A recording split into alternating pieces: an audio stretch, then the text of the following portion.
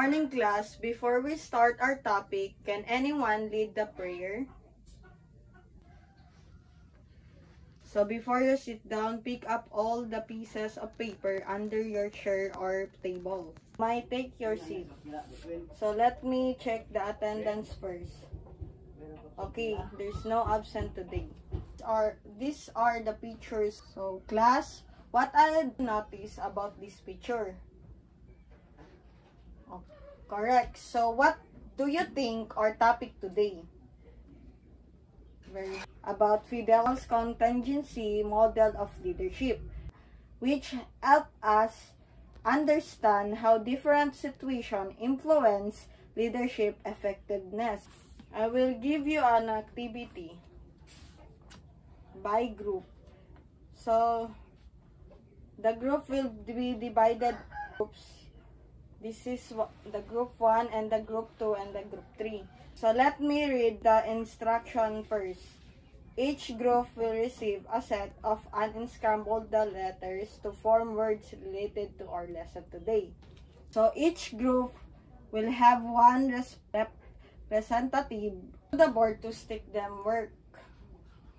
Before starting the activity, I want to set the rules.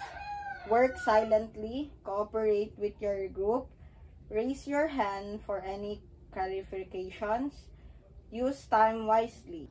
It's that clear, class? It's the direction for this activity. It's clear? You have any question? Okay, let's start. So very good. Your answer is all correct. Today we are going to tackle about Fidel's contingency model leaderships. Fidel's contingency model leaderships was created in the time 1960s by Phil Fieder, a scientist who studied the personality and the characteristics. The model states that there is one best style of leadership. Instead of leader's effectiveness, it's based on the situation. Factors in Fidel's model. It is important to realize that in Fidel's contingency theory, your leadership styles, it's fixed. You cannot change your style to suit the situation. Instead, you must put leaders into situations that match their style. Important factors in Fidel's identification of leadership style. Situational favorableness. Leadership style is the first step in using the model. High LPC, relationship-oriented leader. Low LPC, task-oriented leader. Relationship-oriented leaders tend to be good at building good relationship and managing conflict to get things done. Task-oriented leaders tend to be good at organizing teams and projects and getting things done. So, in other words, Fidel's contingency model asserts that leadership success depends on matching the leader's style to the situational favorability. Let me ask you, based on this picture posted on the board, which style do you think works best for crisis situation? Which style is better for team building activities? Okay, very good, student. All your answers are correct.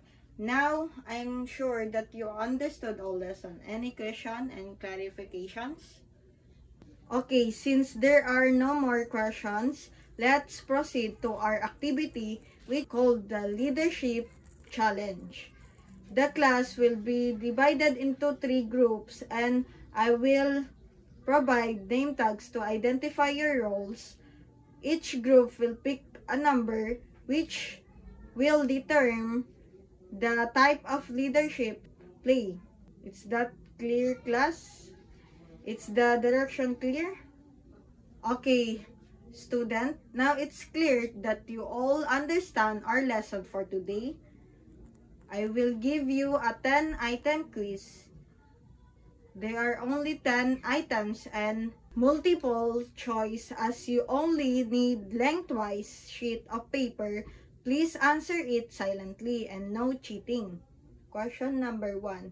Which leadership style focuses primarily on completing tasks and achieving goals? A. Relationship-oriented.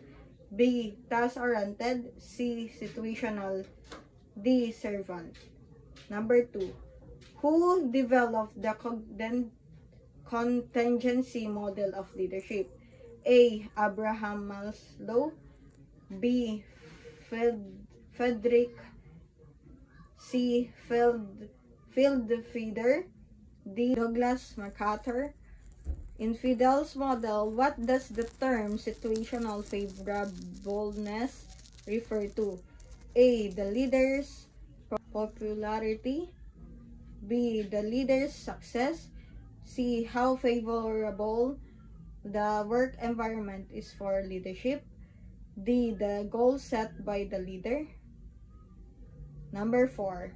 What is the key characteristic of a relationship-oriented leader? A. Ensures tasks are complete quickly.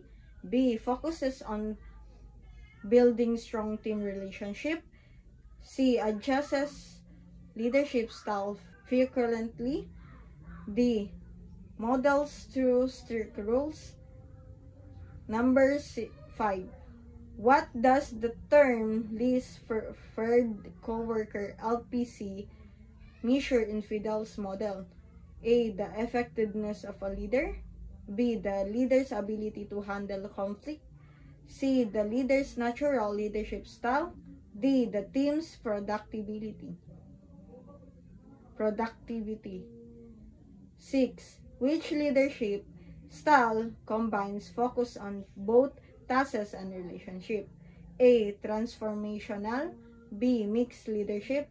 C. Task-oriented. D. Autocratic. Number 7. Why is adaptability important in leadership according to Fidel's model? A. To handle different team members effectively. B. To gain more popularity among the team. C. To higher productivity. D. To match the leadership style with the situation. Number 8.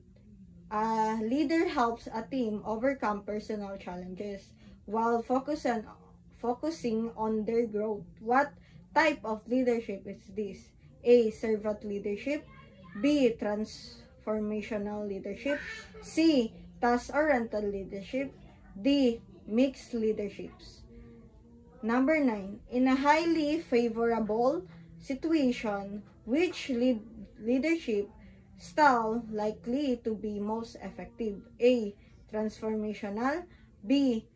Relationship-oriented. C. Task-oriented. D. Mixed leadership. Number 10. What happens if a leader's style does not match that situation? A. The leader adapts automatically. B. The team might struggle to achieve its goals. C. The leader's performance improves. D. The team becomes more motivated. You might pass your paper. I will dismiss you and see you tomorrow.